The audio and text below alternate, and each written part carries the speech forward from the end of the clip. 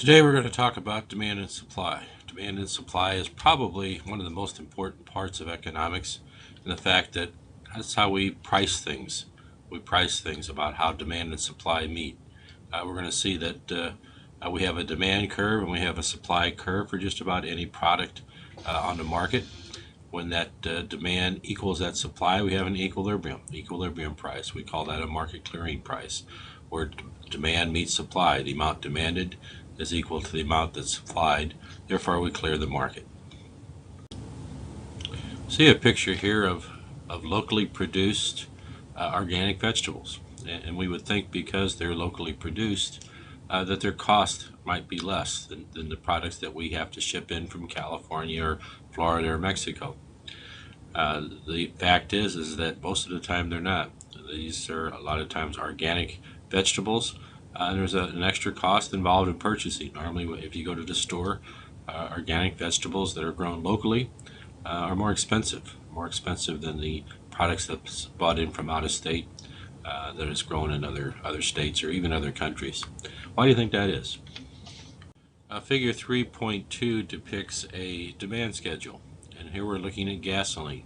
We can see that the higher the price of gasoline, the less gasoline we're going to use. The lower the price of gasoline, the more gasoline we're going to use. And we can see this in our everyday life with gas prices down lower than they've been for probably 7 or 8 years. More people are traveling, more people are doing things, and it's beginning to help the economy.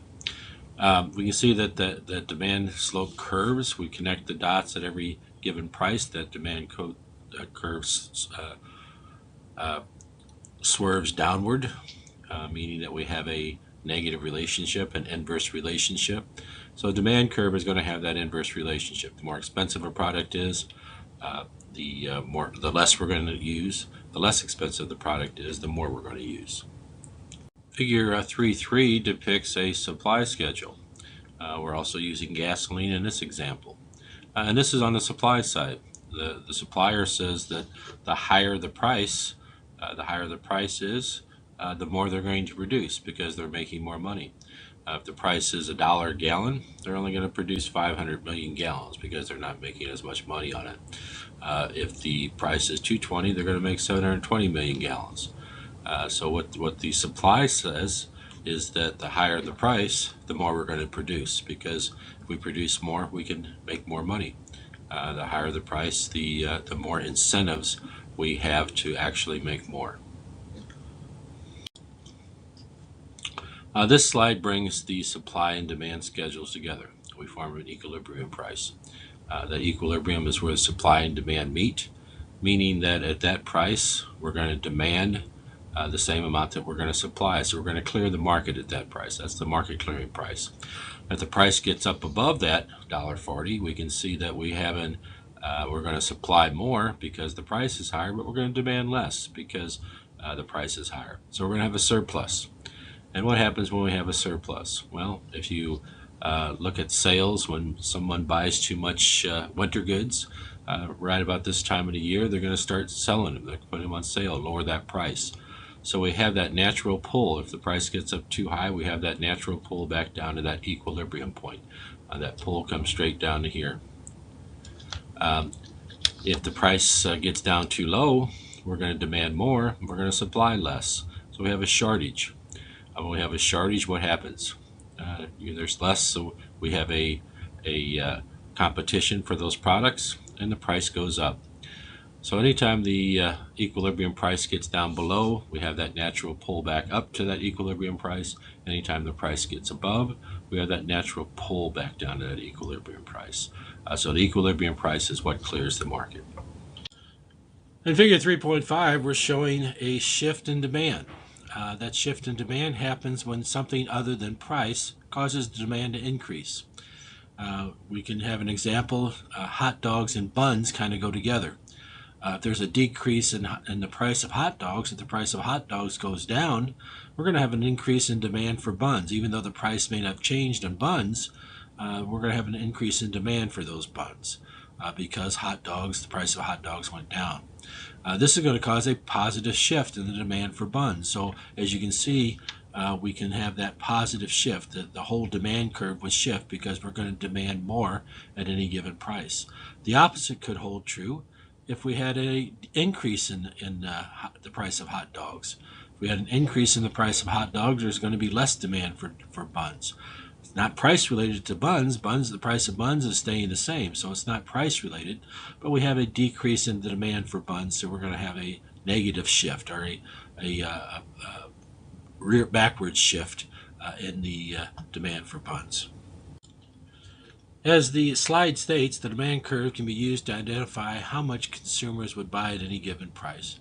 In other words, whatever price it is related to the quantity. And going back to the law of demand, when that price goes up, the quantity demanded goes down. When the price goes down, the quantity demanded goes up.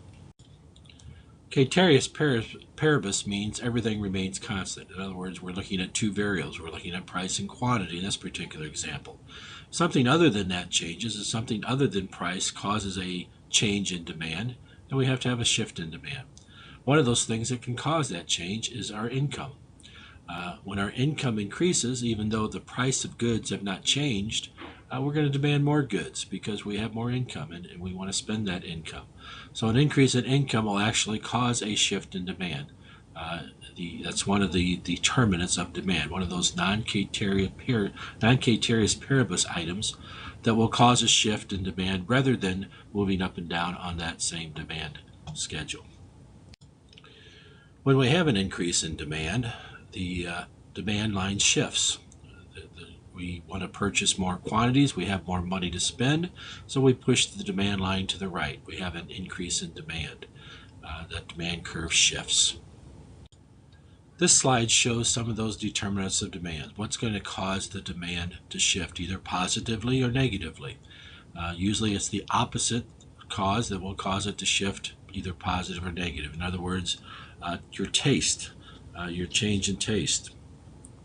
At some point in time, you're going to have change in taste. You're going to want to have different products. You may not like a product anymore. You may have a product that you didn't like that you're going to enjoy at some point in time. So if your taste shifts, you're going to have a positive shift. If your taste shift to less popularity, then you're going to have a negative shift.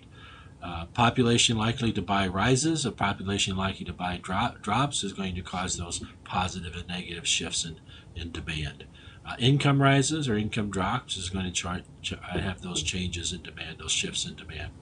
Prices of substitutes. A substitute is something that you substitute for another product. A good example of a substitute is butter and margarine. If the price of butter goes up, your demand for margarine might go up. You're going to have an increase in demand for the product that's the less expensive of the two, a substituted item.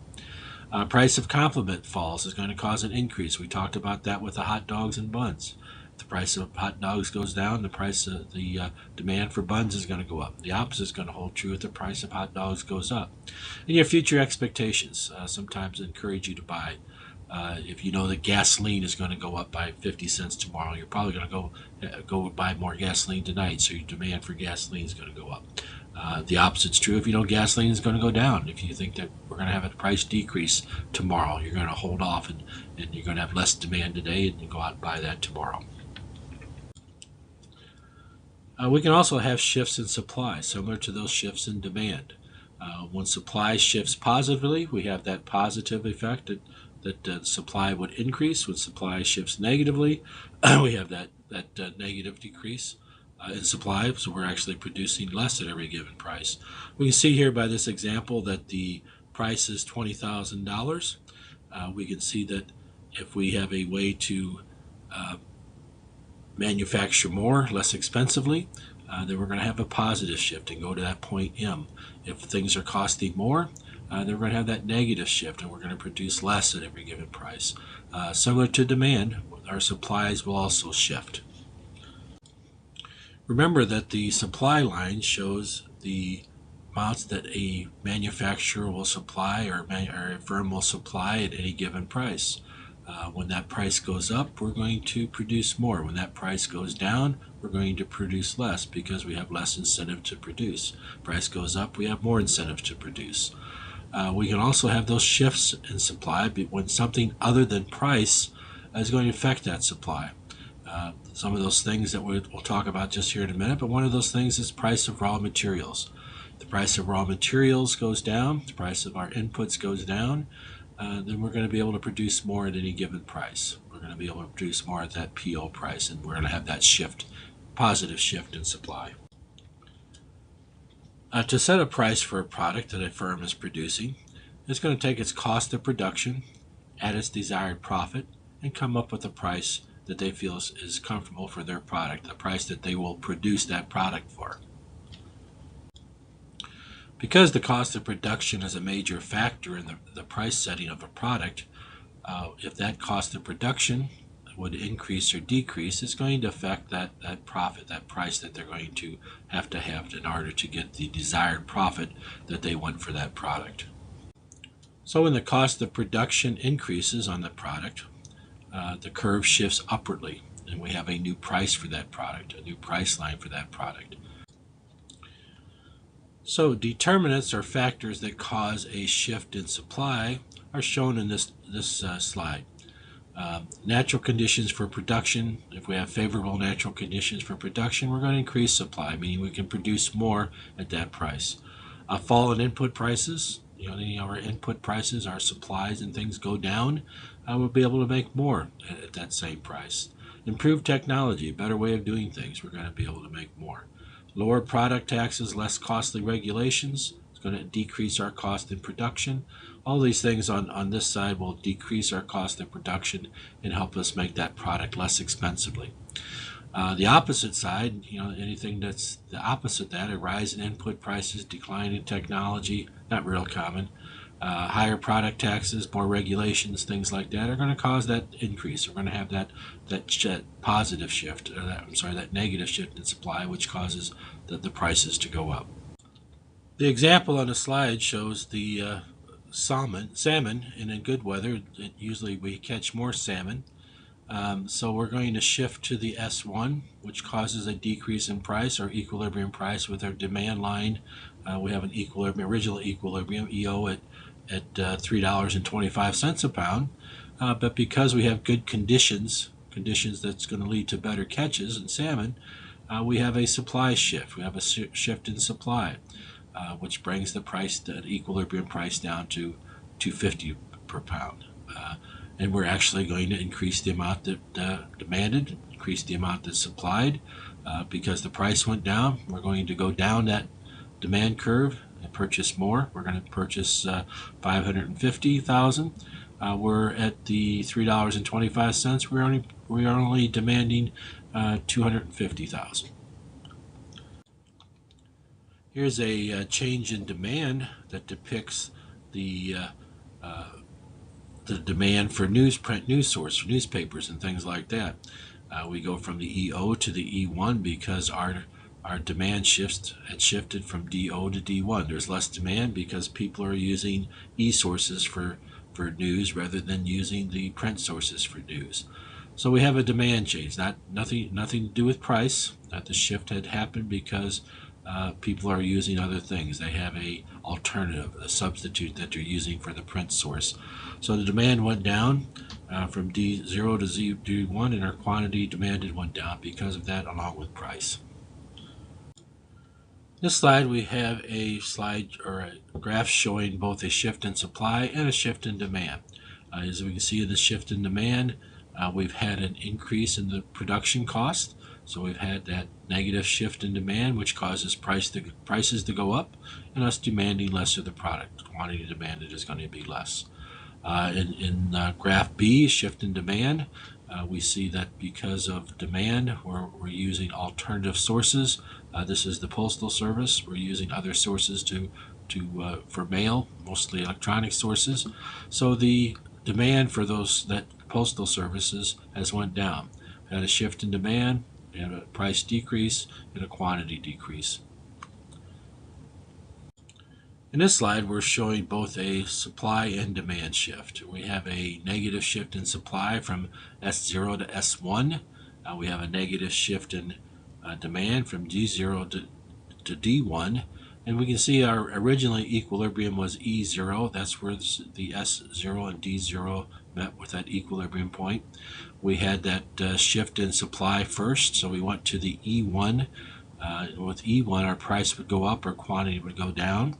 Then we had that shift to E2 with demand shift. If that was all that happened, we know that we'd have a decrease in price and a decrease in quantity. And then we end up with E3. E3 is in the long run where everything has taken place, where all changes have happened. When we're at E3, we can see that price went up slightly, quantity demanded went down in this particular situation.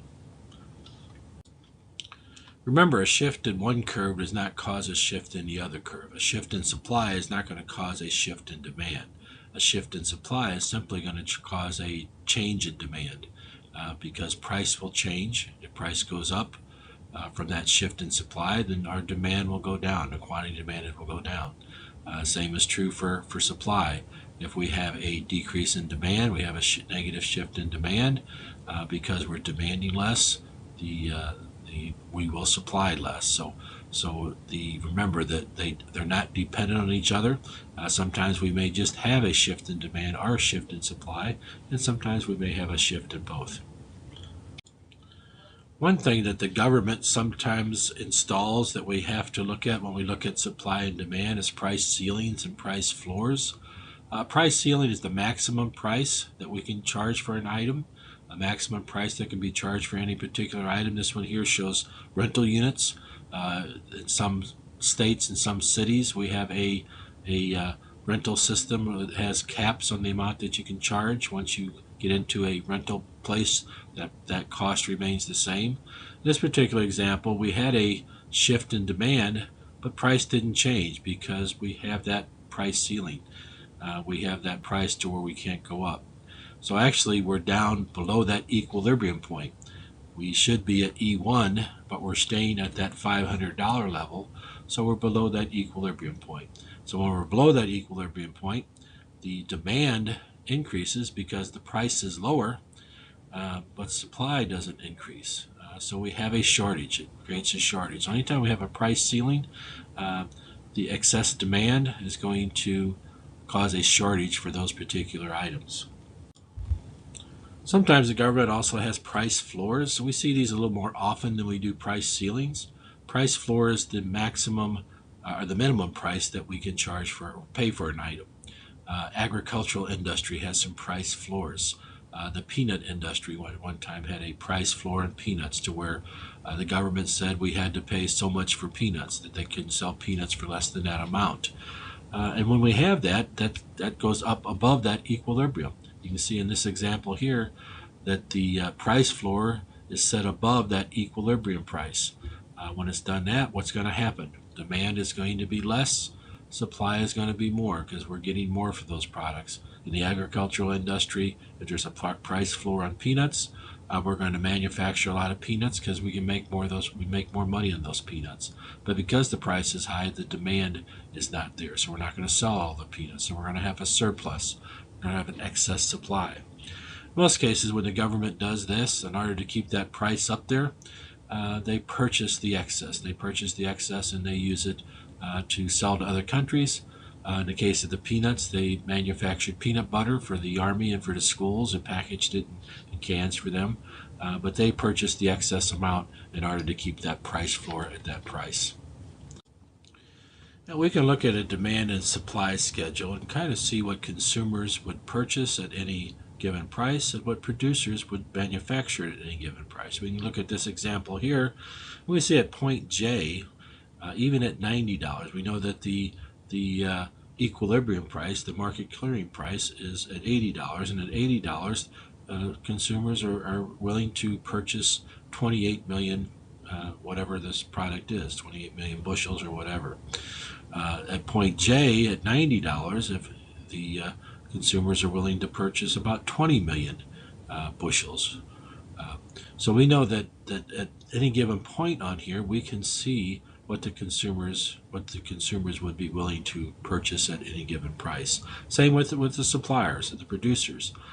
We can see at point K that if at $40 the suppliers, at $45 the suppliers would be willing to to make 14 million bushels at that price. So there, you would have some supply at that price. You would have 14 million bushels at that price. So the equilibrium price is where we clear the market. Above that price, we're going to have a consumer surplus. Below that price, we're going to have a producer surplus. We're going to have a shortage of things. Over that price, we're going to have a surplus. Under that price, we're going to have a producer surplus or a consumer shortage.